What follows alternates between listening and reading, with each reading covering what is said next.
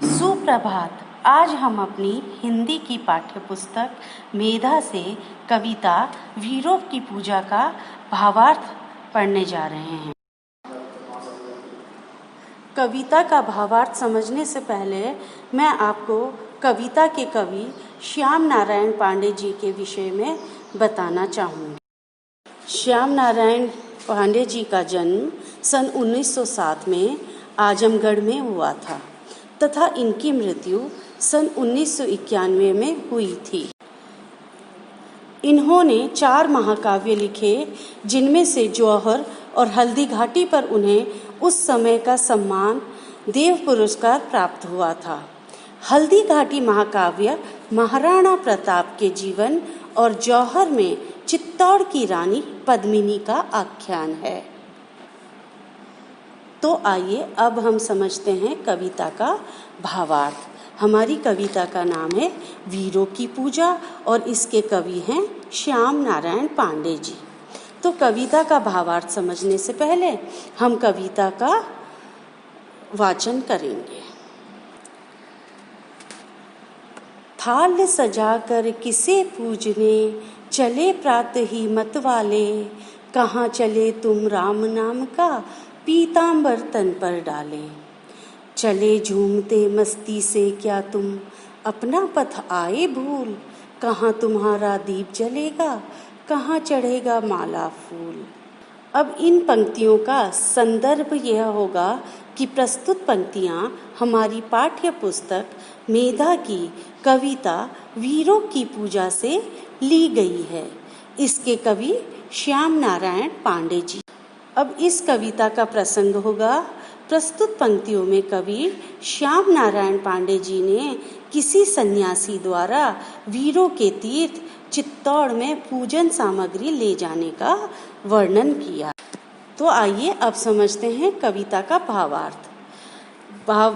प्रस्तुत पंक्तियों में कवि श्याम नारायण पांडे जी कह रहे हैं कि थाल सजाकर किसे पूजने चले प्रातः ही मतवाले। कवि कहते हैं कि हे मतवाले सन्यासी, तू प्रातः काल ही थाल सजाकर अर्थात पूजन की सामग्री लेकर कहाँ जा रहा है, अर्थात तू किसे पूजने जा रहा है। कहाँ चले तुम राम नाम का पीतांबर तन पर डाले। अब कवि फिर उस सन्यासी से पूछते हैं कि तुम अपने शरीर पर राम नाम से अंकित पीला वस्त्र डालकर अर्थात पीला वस्त्र ओढ़कर कहाँ जा रहे हो। चले झूमते मस्ती से क्या तुम अपना पथ आए भूल, कहाँ तुम्हारा दीप जलेगा कहाँ चढ़ेगा माला फूल। कवि इन पंक्तियों में सन्यासी से कहते हैं कि हे सन्यासी, तुम मस्ती में इस तरह से झूमते ही जा रहे हो कि तुम्हें तो आगे का रास्ता भी पता नहीं है। क्या तुम अपना रास्ता भूल गए हो क्या। कहाँ तुम्हारा दीप जलेगा कहाँ चढ़ेगा माला फूल। तुम कहाँ पर पूजा का दीपक जलाना चाहते हो और किसे माला चढ़ाना चाहते हो। इधर प्रयाग ना गंगा सागर, इधर न रामेश्वर काशी, इधर कहाँ है तीर्थ तुम्हारा कहाँ चले तुम सन्यासी। क्योंकि जिस दिशा में तुम जा रहे हो उस ओर न पवित्र तीर्थ प्रयाग है, न गंगा सागर है, न रामेश्वर है और न ही काशी है। इधर कहाँ है तीर्थ तुम्हारा कहाँ चले तुम सन्यासी। हे सन्यासी, तुम्हारा वह तीर्थ कौन सा है और तुम कहाँ जाना चाहते हो। अब अगली पंक्तियाँ। मुझे न जाना गंगा सागर, मुझे न रामेश्वर काशी, तीर्थराज चित्तौड़ देखने को मेरी आंखें प्यासी। अब इन पंक्तियों का प्रसंग ये होगा कि सन्यासी जो उत्तर दे रहा है कवि को, उसके बारे में बताया गया है। मुझे न जाना गंगा सागर, सन्यासी कहता है कि मुझे तो ना गंगा सागर जाना है, ना रामेश्वर जाना है, ना ही मुझे काशी जाना है। तीर्थ जा चित्तौड़ देखने को मेरी आंखें प्यासी। वह तो नए तीर्थ राज चित्तौड़ को देखना चाहता है। उसी चित्तौड़ को देखने के लिए उसकी आंखें प्यासी हो रही है। अपने अटल स्वतंत्र दुर्ग पर सुनकर बैरी की बोली, निकल पड़ी लेकर तलवारें जहां जवानों की टोली। अब इन पंक्तियों में सन्यासी कहता है कि यह तीर्थराज चित्तौड़ ऐसा है जो अपने अटल दुर्ग पर शत्रुओं की बोली या आवाजें सुनकर जोश से भर गया था, जहां से मुकाबला करने के लिए जवानों की टोली तलवारें लेकर निकल पड़ी थी। अगली पंक्तियां हैं, जहां आन पर माँ बहनों ने जल जला पावन होली, वीर मंडली गर्वित स्वर में जय माँ की जय जय बोली। अब इन पंक्तियों का भावार्थ है कि जहां पर जिस देश में सतीत्व की रक्षा के लिए, आन का मतलब होता है इज्जत, इज्जत यानी कि अपने सम्मान की रक्षा के लिए, यानी कि सतीत्व की रक्षा के लिए माँ बहनों ने, हमारे देश की माँ बहनों ने जल जला, स्वयं जलकर एक पावन होली खेली थी। यानी इसका मतलब ये हुआ कि उन्होंने अपने सतीत्व की रक्षा के लिए स्वयं चिता तैयार की थी। वीर मंडली गर्वित स्वर में जय माँ की जय जय बोली। जहां पर वीरों की मंडली गर्व से हुंकार भरती हुई जय माँ, जय मातृभूमि की घोषणा करती हुई शत्रुओं का सामना करने के लिए निकल पड़ी थी। सुंदरियों ने जहां देश हित जौहर व्रत करना सीखा, स्वतंत्रता के लिए जहां पर बच्चों ने भी मरना सीखा। जहां पद्मिनी जौहर व्रत करती, चढ़ी चिता की ज्वाला पर, क्षण भर वहीं समाधि लगी, बैठे सी मृगशाल पर। अब इन पंक्तियों का प्रसंग तो ये होगा कि इन पंक्तियों में चित्तौड़ के ऐतिहासिक शौर्य और बलिदानों का वर्णन किया है। अब इनकी भावार्थ समझते हैं। सुंदरियों ने जहां देश हित जौहर व्रत करना सीखा। अब इन पंक्तियों में कवि के पूछने पर सन्यासी कहता है कि वह तीर्थराज चित्तौड़ ऐसा गौरवशाली है कि जहाँ की सुंदर स्त्रियों ने देश की भलाई के लिए जौहर व्रत करना सीखा, अर्थात अपनी सतीत्व की रक्षा के लिए स्वयं को बलिदान करना सीखा। स्वतंत्रता के लिए जहाँ पर बच्चों ने भी मरना सीखा। अब इन पंक्तियों में कवि ये कहना चाहते हैं कि जिस देश के बच्चे भी मातृभूमि के लिए सहर्ष अपने प्राणों का बलिदान करते हैं, जहाँ पद्मिनी जौहर व्रत करती, चढ़ी चिता की ज्वाला पर। जहाँ रानी पद्मिनी जौहर व्रत का पालन करती हुई चिता पर समा गई, क्षण भर वहीं समाधि लगी, बैठी सी मृगशाल पर। वह जिस स्थान पर बैठी थी, पल भर में वहीं उनकी समाधि लग गई। अब यहाँ पर मैं आप लोगों को ये बताना चाहूँगी कि जो रानी पद्मिनी है वो अत्यंत सुंदर थी, तो उनकी सुंदरता पर आकर्षित होकर अलाउद्दीन खिलजी ने राजा रतन सिंह को बंदी बना लिया था, और रानी पद्मिनी अपने सम्मान की रक्षा के लिए, अपनी सतीत्व की रक्षा के लिए उन्होंने अपने लिए स्वयं चिता तैयार की और उसमें वो कूद गई थी। तो उसी को ही सती कहना या जौहर व्रत कहते हैं। वहीं जा रहा पूजा करने, लेने सतियों की पद धूल, वहीं हमारा दीप जलेगा, वहीं चढ़ेगा माला फूल। अब इन पंक्तियों में सन्यासी कवि को उत्तर देता है कि मैं वहीं पर जा रहा हूँ, ये पूजा की थाल लेकर के वहीं जा रहा हूँ जहाँ की उन सती नारियों के पैरों की धूल है। मैं उन सती नारियों के पैरों के धूल का स्पर्श करना चाहता हूँ। वहीं पर हमारे द्वारा पूजा का दीप जलेगा और वहीं पर माला और फूल चढ़ेंगे। अब हम इस कविता के प्रश्नों के उत्तर करेंगे। सबसे पहले मौखिक प्रश्न करेंगे। पहला प्रश्न है, सन्यासी कहाँ न जाने की बात कर रहा है। इसमें उत्तर है, सन्यासी कहता है कि मुझे न जाना गंगा सागर, मुझे न रामेश्वर काशी। मतलब सन्यासी न गंगा सागर जाना चाहता है, न रामेश्वर, और न ही वो काशी जाना चाहता है। सन्यासी की आंखें क्या देखना चाहती हैं? इसका उत्तर है सन्यासी की आंखें तीर्थराज चित्तौड़ को देखना चाहती हैं। सन्यासी क्या लेने जा रहा है? सन्यासी सती स्त्रियों की पद की धूल लेने जा रहा है।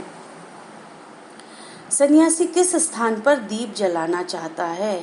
सन्यासी उस स्थान पर दीप जलाना चाहता है जहाँ पर कि स्त्रियों ने स्वयं जौहर व्रत किया था। कविता के रचयिता कौन है?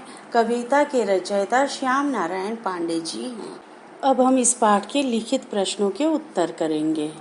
इसमें पहला प्रश्न है, पूजा का थाल लिए युवक को कवि ने मतवाले सन्यासी क्यों कहा है? अब इसका उत्तर है, पूजा का थाल लिए युवक को कवि ने मतवाले सन्यासी इसीलिए कहा है क्योंकि वह मस्ती से झूमते हुए जा रहा था। कवि मतवाले सन्यासी से क्या पूछ रहे हैं?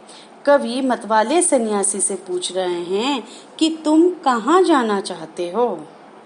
अब तीसरा प्रश्न है, सन्यासी चित्तौड़ को तीर्थराज क्यों कह रहा है? सन्यासी चित्तौड़ को तीर्थराज इसलिए कह रहा है कि इस चित्तौड़ में अनेक से वीरों ने अपने प्राणों की आहुति दी थी। इसीलिए सन्यासी के लिए चित्तौड़ किसी तीर्थ स्थान से कम नहीं है। सन्यासी स्वतंत्रता को कवि अमूल्य क्यों बताता है? कवि स्वतंत्रता को अमूल्य इसलिए बताता है क्योंकि स्वतंत्रता मूल्यवान है जिसे कि आप धन देकर नहीं खरीद सकते। अब आते हैं दूसरे प्रश्न पर। निम्नलिखित पंक्तियों का भाव स्पष्ट कीजिए। अपने अटल स्वतंत्र दुर्ग पर सुनकर बैरी की बोली, निकल पड़ी लेकर तलवारें जहां जवानों की टोली। इन पंक्तियों का अर्थ है कि इसमें तीर्थराज चित्तौड़ के बारे में बताया है कि यह तीर्थराज चित्तौड़ ऐसा है जो अपने अटल दुर्ग पर शत्रुओं की बोली या आवाजें सुनकर जोश से भर गया था, जहां से मुकाबला करने के लिए जवानों की टोली तलवारें लेकर निकल पड़ी थी। विषय वस्तु बोध। नीचे दिए गए पद्यांश को ध्यान पूर्वक पढ़कर संबंधित प्रश्नों के उत्तर लिखिए। सुंदरियों ने जहां देश हित जौहर व्रत करना सीखा, स्वतंत्रता के लिए जहां पर बच्चों ने भी मरना सीखा। अब इसमें प्रश्न है क, किस देश की सुंदरियों ने देश की भलाई के लिए जौहर व्रत करना सीखा? इसका उत्तर है, भारत देश की सुंदरियों ने देश की भलाई के लिए जौहर व्रत करना सीखा। बच्चों ने क्यों मरना सीखा? बच्चों ने स्वतंत्रता की खातिर भारत देश के बच्चों ने भी मरना सीखा। जौहर व्रत का क्या तात्पर्य है? जौहर व्रत का तात्पर्य यह है कि जब भी किसी स्त्री के पति युद्ध भूमि में वीर गति को प्राप्त होते हैं तो ऐसी स्थिति में वह स्त्री अपने लिए स्वयं चिता तैयार करके उसमें ही कूद जाती हैं। उसको ही जौहर या सती होना कहते हैं। स्वतंत्रता शब्द का विलोम क्या है? परतंत्रता। स्वतंत्रता शब्द का विलोम क्या है? परतंत्रता। अब आते हैं भाषा बोध। एक शब्द से शब्द परिवार बनाइए, जैसे पथ से पथिक, पथभ्रष्ट। उसी तरीके से पूजा से पुजारी, पुजारिन, हित, हितकारी, हितैषी, दीप, दीपक, दीपमाला, तीर्थ, तीर्थराज, तीर्थस्थल। अब दूसरा है जय जय, जल जला। ऐसे ही 4 पुनरुक्त शब्द लिखिए। अब पुनरुक्त शब्द का मतलब होता है जो कि बार बार जिनकी आवृत्ति होती है, जैसे कभी कभी, धीरे धीरे, राम राम। इस तरीके के शब्दों को हम पुनरुक्त शब्द कहते हैं। राधे राधे, तो ये शब्द क्या हुए? पुनरुक्त शब्द हुए। अब है निम्नलिखित शब्दों में उचित उपसर्ग लगाकर नए शब्द बनाना है। नाम, स्वनाम। अब इसमें उपसर्ग हैं। पथ, पथ में स्वपथ, जय में विजय, देश में परदेश, स्वदेश, दोनों ही उपसर्ग लग सकते हैं। हित में परहित, स्वहित भी हो सकता है। ज्ञान में वी जुड़ के विज्ञान हो जाएगा। अब आते हैं दिए गए शब्दों के विलोम शब्द लिखने।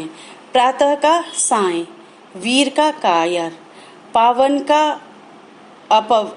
अपवित्र, मलिन भी हो सकता है, जाना का आना, वैरी का मित्र, शत्रु होता है तो मित्र होगा, मरना का जीना। अब इसमें है कविता को ध्यान पूर्वक पढ़कर 4 व्यक्तिवाचक संज्ञा शब्द लिखने हैं। इसमें 4 व्यक्तिवाचक शब्द मुझे न जाना प्रयाग, काशी, गंगा सागर और रामेश्वरम लिख सकते हैं। अब ये छठे प्रश्न में ये है कि कहाँ चले तुम राम नाम का पीतांबर तन पर डाले। पीतांबर में अंडरलाइन किया हुआ है। तीर्थराज चित्तौड़ देखने को, मेरी आंखें प्यासी, वीर मंडली गर्वित स्वर में जय माँ की जय जय बोली। अब ऊपर की पंक्तियों में लिखे रेखांकित शब्दों को ध्यान से पढ़िए। पीतांबर, पीतांबर अर्थात पीला है वस्त्र जो, तीर्थराज अर्थात तीर्थों का राजा, वीर मंडली अर्थात वीरों की मंडली। ये सभी शब्द 2 पदों के योग से बने हैं। बीच की विभक्ति हटा देने से भी अर्थ में कोई अंतर नहीं पड़ा। तो बच्चों, इसी के साथ ही हमारी कविता वीरों की पूजा का समापन होता है। आशा है आप लोगों को इस पाठ का भावार्थ और प्रश्नोत्तर समझ आया होगा। धन्यवाद।